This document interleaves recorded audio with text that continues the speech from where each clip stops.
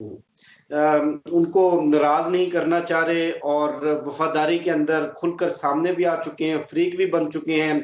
आपकी बात 100% देखिए, दुरुस्त है कि मैं एक बात यहाँ पे ऐड करता चलूं। आप अंदाजा करें, आप अंदाजा लगाएं, रियासत का इतना बड़ा इदारा, जिस हम्म, इदारे की वजह से एक रियासत पर एक हुकूमत आती है, वो 5 साल 24 से 26 करोड़ की जो आबादी है उस पर वो हुक्मरानी करती है, लेकिन वो तलत हुसैन के एक व्लॉग का जो क्लिप है उसको वो ट्वीट कर रहे हैं अपने ऑफिशियल अकाउंट से।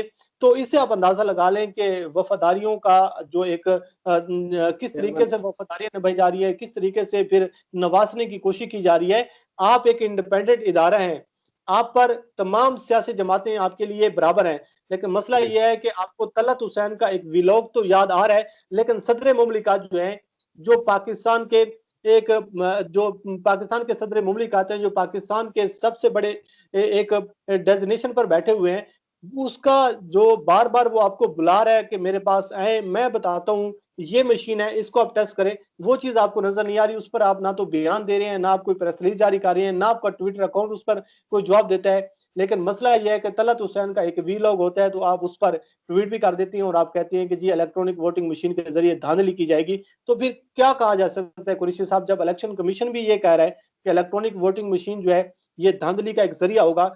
अगर धांधली का जरिया इमरान खान कर सकते हैं, तो क्या बाकी जमातें उसी वोटिंग मशीन के जरिए धांधली नहीं कर सकती?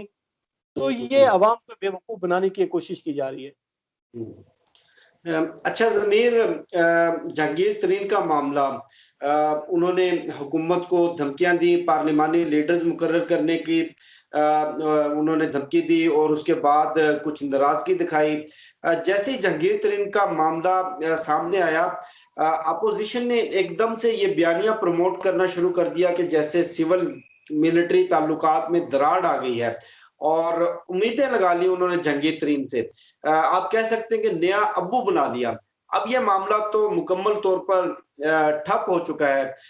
अपोजिशन की आइंदा उम्मीदें किससे होंगी और जहांगीर तरीन ग्रुप का मामला आप क्या समझते हैं कि हुकूमत के लिए मजीद कोई खतरा बन सकता है? देखें शफकत अली कुरैशी साहब, वजीर आजम इमरान खान साहब जब से ये बयान दे चुके हैं, और उनको अगर आप मुसलसल देखें 2018 से लेकर आज के दिन तक, खतरा उस शख्स के लिए कोई चीज होती है जिसके लिए कोई चीज जो है वो अपनी जाती मफादात के लिए ज्यादा अजीज हो, मुल्की मफाद से ज्यादा। इमरान खान साहब बार बार कह चुके हैं कि इक्तदार छोड़ना मेरे लिए एक सेकंड का काम है। अगर मुझे ब्लैकमेल करने की कोशिश की गई, अगर मुझ पर दबाव डालने की कोशिश की गई, तो मैं नवाज शरीफ नहीं हूं, मैं इमरान खान हूं। मैं अगले लम्हे ये इक्तदार छोड़ दूंगा, लेकिन मैं अपोजिशन में चला जाऊंगा, मैं ब्लैकमेल नहीं होगा। दो चीजें मैं आपके सामने रखता हूँ।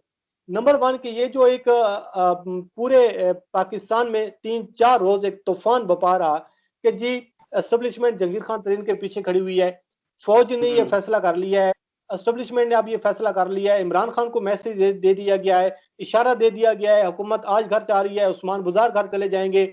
उस्मान बुजार जो है उसके दिन अब गिने जा चुके हैं। शफकत अली कुरैशी साहब, अब उन लोगों को कम अज कम शर्म से डूब मरना चाहिए कि जिनकी जिंदगियां सियासत में अब लग चुकी हैं और जिनका जो सियासी एक्सपीरियंस है, जो एक तजर्बा है, वो कम अज कम 25 से 30 साल उनका एक सियासी उनकी एक इस शोबे में वाबस्तगी है। लेकिन मसला ये है कि सिर्फ ख्वाहिशात पर मबनी और व्यूज लेने के लिए, यूट्यूब से पैसे कमाने के लिए और कुछ घरों को खुश करने के लिए ऐसा माहौल बनाया जाता है। तो क्या पाकिस्तान की जो फौज है, पाकिस्तान की एस्टेब्लिशमेंट है, वो इतनी फारिग है कि वो हर 2 दिन बाद एक बंदा उठाती है, वो उसके पीछे खड़ी हो जाती है, फिर 2 दिन बाद उससे अलग होकर वो किसी और के पीछे खड़ी हो जाती है? ये फौज है, ये एस्टेब्लिशमेंट है, ये क्या चीज है कि पिछले हफ्ते, पिछले मंगल को वो पीडीएम के पीछे खड़ी हुई थी, इस जुम्मे को वो खड़ी हुई है जहांगीर खान तरीन के पीछे, अगले सोमवार को वो खड़ी होगी जनाब बिलावल जरदारी के पीछे, उससे अगले महीने वो खड़ी होगी जनाब मरियम नवाज के पीछे।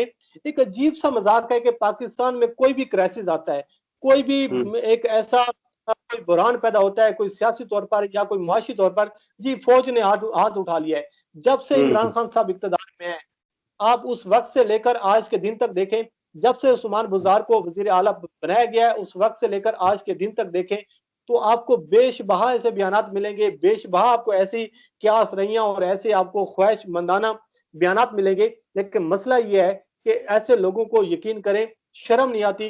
कि यार आपकी एक खबर अगर आपकी बोगस हो रही है, खबर अगर आपकी गलत हो रही है, अगर एक खबर आपकी जो है वो आपकी झूठी साबित हो रही है, तो किस तरीके से ये दूसरा दावा करते हैं, किस तरीके से आवाम को ये झूठी खबरें सुनाते हैं। लेकिन इनके कॉन्फिडेंस को सलाम पेश करना चाहिए और इनके कॉन्फिडेंस को खराज तहसीन पेश करना चाहिए कि बड़े एतमाद के साथ और बड़े कॉन्फिडेंस के साथ ये दोबारा कहते हैं कि जी ये फौज जो है इमरान खान साहब से उसने हाथ उठा लिया है। मैंने आज अमीर अब्बास साहब के साथ एक वीलॉग किया, अगर आप उसको सुने तो अमीर अब्बास ने एक खबर दी और आपको याद होगा कि जब चीफ ऑफ आर्मी स्टाफ के साथ कुछ एंकर्स की मुलाकात हुई तो उसमें अमीर अब्बास साहब भी मौजूद थे।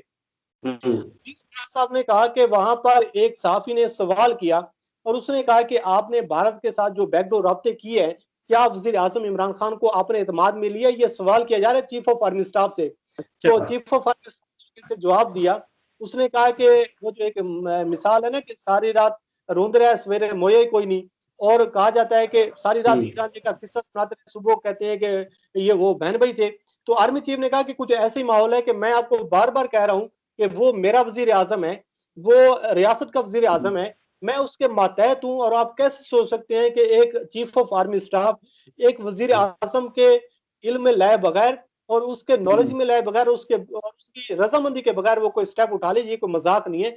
लेकिन कुरैशी साहब, ये आप बयान सुनेंगे, ये आपको इस किस्म का माहौल नजर आएगा। इमरान खान साहब अपनी हुकूमत के जो 5 साल मुद्दत है वो पूरी करेंगे।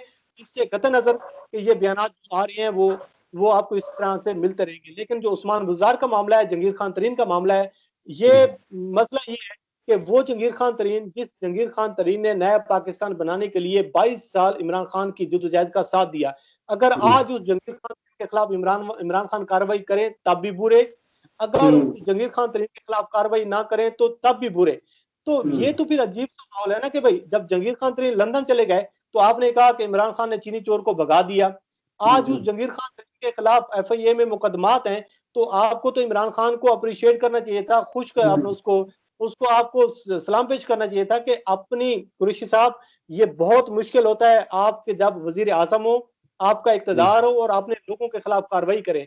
यहाँ जुल्फी बुखारी स्टेप डाउन करे फिर भी बुरा, जुल्फी बुखारी स्टेप डाउन ना करे फिर भी बुरा। यहाँ पे गुलाम सरवर से इस्तीफा मांग लिया जाए फिर भी इमरान खान साहब बुरे, अगर इस्तीफा ना मांगा जाए तो फिर भी बुरे। तो फिर इस तरह तो माहौल नहीं चलेगा। लेकिन मसला यह है कि इमरान खान साहब को ये फैसला करना पड़ेगा कि ये माफिया रहेगा इस रियासत में, या फिर ये जो अवाम है, ये जो एक रियासत मदीना की बात की जा रही है, वो बनेगी। लेकिन मसला ये चीज है कि ये ऐसा माहौल आपको नजर आता रहेगा। आप इंजॉय करें, आप बिल्कुल रिलैक्स हो जाएं। इमरान खान साहब भी इधर ही हैं, उस्मान बुज़दार साहब भी इधर ही हैं। लेकिन जो तकलीफ ये है कि जब भी वजीर आजम का नाम चलता है इमरान खान के साथ, तो इन लोगों की जो तकलीफ होती है वो फिर आप अंदाजा लगा सकते हैं उनके यूट्यूब चैनल से, उनके ट्विटर अकाउंट से और उनके जो डिजिटल मीडिया के और मेन स्ट्रीम मीडिया के जो प्रोग्राम हैं उनसे आप अंदाजा लगा सकते हैं। अच्छा जमीर, आपसे आखिरी सवाल। शहबाज शरीफ ने आज अपनी सारी दरखास्तें वापस ले ली हैं, जो उनका नाम ईसीएल से निकालने का लाहौर हाईकोर्ट ने हुक्म दिया था, और उसके बाद उनको इस्लामाबाद एयरपोर्ट पर रोका गया, दोबारा उन्होंने दरखास्त दायर किया, सारी दरखास्तें वापस ले ली हैं। आप क्या देखते हैं कि शहबाज शरीफ का मामला क्या रुख अख्तियार करेगा? आपको याद होगा कि जब शहबाज शरीफ को अरेस्ट किया गया था तो ये कहा गया था कि इमरान खान साहब ने और शहजाद अकबर साहब ने उनको अरेस्ट करवाया, लेकिन वहां पर जो वकला मौजूद थे उन्होंने मुझे बताया कि शहबाज शरीफ ने अपनी खुद पिटीशन वापस ली जमानत के हवाले से, जिसकी वजह से जमानत कैंसिल हुई। और जब पीडीएम स्टार्ट हो रही थी तो शहबाज शरीफ जेल में चले गए, और शहबाज शरीफ बड़े समझदार बंदे हैं, उनको पता है कि जब पीडीएम के जलसे जुलूस होंगे, मरियम नवाज की जानिब से सख्त किस्म के बयान आते आएंगे, फौज के साथ लड़ाई होगी, तो मैं आराम सुकून से माहौल देखूं और मैं आराम सुकून से जेल में जो है मैं अपना वक्त जो है उसको स्पेंड करूं। जैसे पीडीएम खत्म हुई, शहबाज शरीफ अब वापस आ गए। लेकिन अब इमरान खान साहब ने ये फैसला कर लिया है कि शहबाज शरीफ हो चाहे मरियम नवाज हो, उनको बैरून मुल्क नहीं जाने देना, चाहे इमरान खान साहब को इक्तदार जो है वो भी हाथ से अपने इक्तदार जो है वो छोड़ना पड़े। और शहबाज शरीफ जो है उसको पता है कि इमरान खान साहब मेरा नाम ईसीएल से नहीं निकालेंगे, और उनकी जो पिटीशन लगी है जैसे इजाजुल एहसन साहब के पास 25 मई को, और उनको पता है कि इजाजुल एहसन साहब जो है वो बाकर नजवी साहब नहीं है, वो फिर पूछेंगे कि भाईजान कहाँ पे थे आप तो भाई की गारंटी दे के गए हैं, अब आपकी गारंटी कौन देगा? जिस भाई की गारंटी आपने दी है कि वो 8 हफ्तों बाद पाकिस्तान आ जाएगा, उसको तो आप ला नहीं सके, उसको अदालतें इख्तियारी करार दे रही है। आप खुद जा रहे हो और आपकी अब गारंटी कौन देगा? जिस बंदे ने गारंटी दी वो खुद अपने भाई को नहीं ला सका, तो वो खुद अब हम्म, लंदन जा रहे हैं, तो आपकी गारंटी कौन देगा? तो बड़े-बड़े सवाल होंगे। आप 25 मई का इंतजार करें। शहबाज शरीफ बड़े समझदार हैं, उसको पता है कि अब मेरी दाल जो है नहीं गलने वाली, तो उन्होंने अब पिटीशनें वापस ले ली हैं। लेकिन उनके वकील तो 2 दिन पहले बड़े, वो कह रहे थे कि जी हम तौहीन अदालत की दरखास्त दायर करेंगे, इस हुकूमत के खिलाफ हम तौहीन अदालत जो है वो उसके ज़ुमरे में ये सारी चीज़ें आती हैं, हुकूमत के खिलाफ बम-शेल हो जाएगा। तो कहाँ गए वो बम और कहाँ गए वो एटमी धमाके जो मुस्लिम लीग नून ने करने थे? मसला ये है कि अब 25 मई की जो समाअत है, वो मुस्लिम लीग नून के लिए दर्द-ए-सर बनेगी। बहुत शुक्रिया मोहम्मद ज़मीर। मुझे शफकत अली को, मोहम्मद ज़मीर को दीजिए इजाज़त। इंशाल्लाह आपसे नेक्स्ट वीडियो में मुलाकात होगी। पाकिस्तान जिंदाबाद।